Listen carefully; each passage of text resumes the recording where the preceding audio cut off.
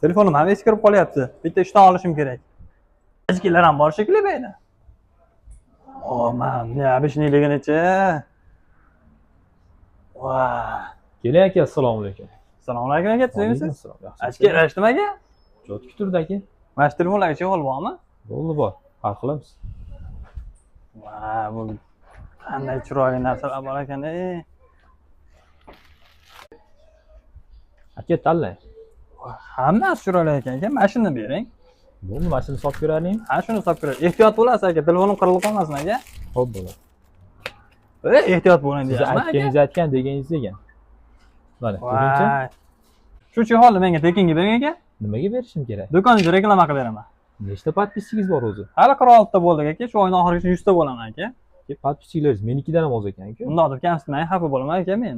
Bo'ldi aka, reklama qilingchi. Ko'rasizmi aka? Ko'raman. Qani ketdik. Mana erkak ayollarga chihollar, mana yerda 10 ming so'mdan tekinga stiklolar bor ekan.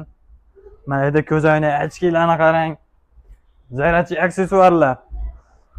Mana yerda mana soatlar bor.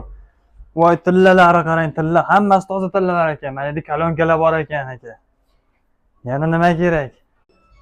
Bo'ladimi aka? Bo'ladi aka. Salomat bo'ling. Rahmat aka.